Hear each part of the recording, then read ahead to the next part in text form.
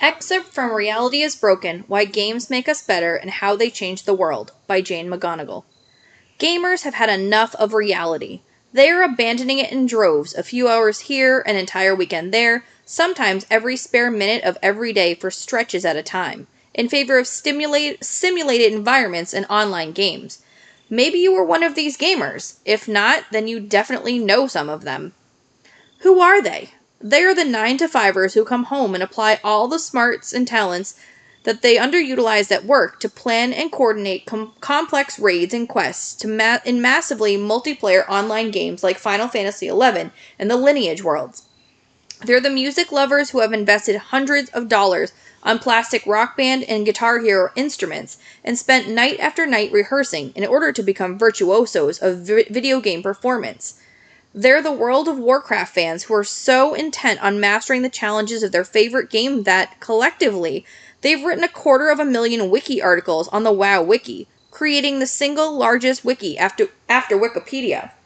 They're the Brain Age and Mario Kart players who take handheld game consoles everywhere they go, sneaking in short puzzles, races, and mini-games as often as possible, and as a result, nearly eliminating mental downtime from their lives. They're the United States troops stationed overseas who dedicate so many hours a week to burnishing their Halo 3 in-game service record that earning virtual combat medals is widely known as the most popular activity for off-duty soldiers. They're the young adults in China who have spent so much play money or Q coins on magical swords and other powerful game objects that the People's Bank of China intervened to prevent the devaluation of the yuan, China's real-world currency. Most of all, they're kids and teenagers worldwide who would rather spend hours in front of just about any computer game or video game than do anything else. These gamers aren't rejecting reality entirely. They have jobs, goals, schoolwork, families, commitments, and real lives that they care about. But as they devote more and more of their free time to game worlds, the real world increasingly feels like it's missing something. Gamers want to know, where in the real world is that gamer sense of being fully active, focused, and engaged in every moment? Where is the gamer feeling of power, heroic purpose, and community? Where are the bursts of exhilarating and creative game accomplishment? Where is the heart-expanding thrill of success and team victory? While gamers may experience these pleasures occasionally in their real lives, they experience them almost constantly when they're playing their favorite games. The real world just doesn't offer up as easily the carefully designed pleasures, the thrilling challenges, and the powerful social bonding affronted by virtual environments.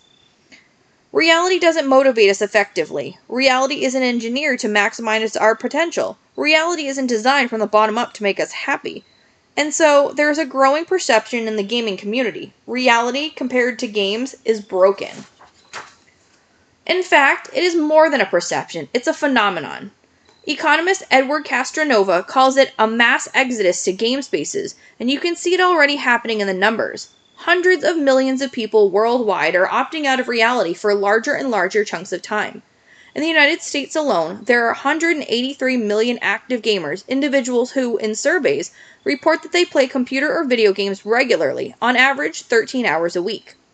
Globally, the online gamer community, including console, PC, and mobile phone gaming, counts for more than 4 million gamers in the Middle East, 10 million in Russia, 105 million in India, 10 million in Vietnam, 10 million in Mexico, 13 million in Central and South America, 15 million in Australia, 17 million in South Korea, 100 million in Europe, and 200 million in China. Although a typical gamer plays for just an hour or two a day, there are now more than 6 million people in China who spend at least 22 hours a week gaming, the equivalent of a part-time job. More than 10 million hardcore gamers in the United Kingdom, France, and Germany spend at least 20 hours a week playing. And at the leading edge of this growth curve, more than 5 million extreme gamers in the United States play on average 45 hours a week. With all of this play, we have turned digital games for our computers, for our mobile phones, and for our home entertainment systems into what is expected to be a $68 billion industry annually by the year 2012. And we are creating a massive virtual silo of cognitive effort, emotional energy, and collective attention lavished on game worlds instead of the real world. The ever-skyrocketing amounts of time and money spent on games are being observed with alarm by some, concerned parents, teachers, and politicians, and eagerness by others, the many technology industries that expect to profit greatly from the game boom.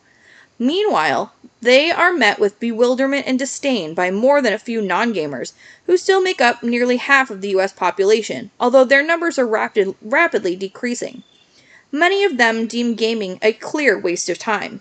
As we make these value judgments, hold moral debates over the addictive quality of games, and simultaneously rush to achieve massive industry expansion, a vital point is being missed.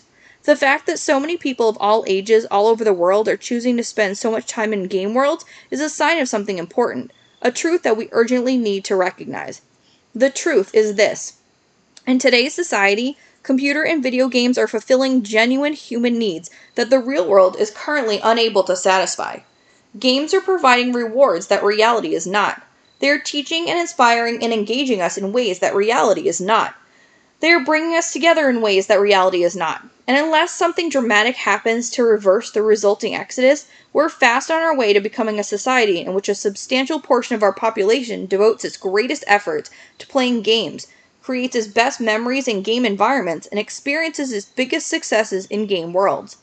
Maybe this sounds hard to believe. To a non-gamer, this forecast might seem surreal or like science fiction. Are huge swaths of civilization really disappearing into game worlds? Are we really rushing headlong into a future where the majority of us use games to satisfy many of our most important needs? If so, it will not be the first time that such a mass exodus from reality to games has occurred. Indeed, the very first written history of human gameplay, Herodotus' Histories, the ancient Greek account of the Persian Wars, dating back more than 3,000 years, describes a nearly identical scenario. While the oldest known game is the ancient counting game Mancala, evidence shows it was played during Egypt's Age of Empires, or the 15th to 11th centuries BC. It was not until Herodotus that anyone thought to record the origins or cultural functions of these games. And from his ancient texts, we can learn a great deal about what's happening today and what's almost certainly coming next. It's a bit counterintuitive to think about the future in terms of the past, but as a research director at the Institute for the Future, a nonprofit think tank in Palo Alto, California, and the world's oldest future forecasting organization, I've learned an important trick. To develop foresight, you need to practice hindsight. Technologies, cultures, and climates may change, but our basic human needs and desires to survive, to care for our families, and to lead happy, purposeful lives remain the same. So at IFTF, we like to say, to understand the future, you have to look back at least twice as far as you're looking ahead. Fortunately, when it comes to games, we can look even farther back than that. Games have been a fundamental part of human civilization for thousands of years. In the opening book of the Histories, Herodotus writes, "When Achistus was king of Lydia and Asia Minor some 3,000 years ago, a great scarcity threatened his realm. For a while, people accepted their lot without complaining, in the hope that times of plenty would return. But when things failed to get better, the Lydians devised a strange remedy for their problem.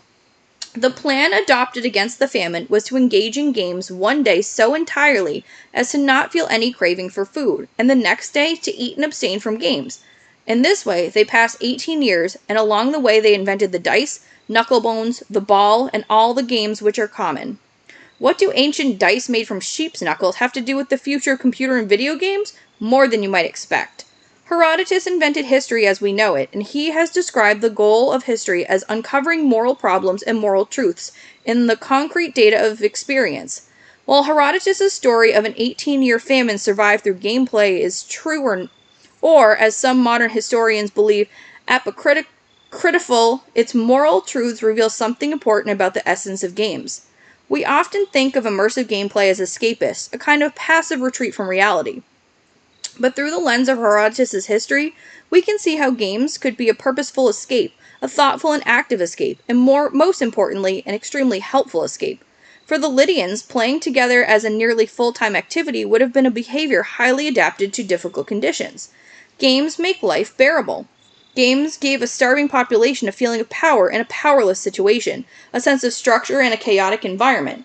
Games gave them a better way to live when their circumstances were otherwise completely unsupportive and uninhabitable. Make no mistake, we are no different from the ancient Lydians. Today, many of us are suffering from a vast and primal hunger, but it is not a hunger for food, it is a hunger for more and better engagement from the world around us. Like the ancient Lydians, many games have already figured out how to use the immersive power of play to distract themselves from their hunger, a hunger for more satisfying work, for a stronger sense of community, and for a more engaging and meaningful life. Collectively, the planet is now spending more than 3 billion hours a week gaming. We are starving, and our games are feeding us.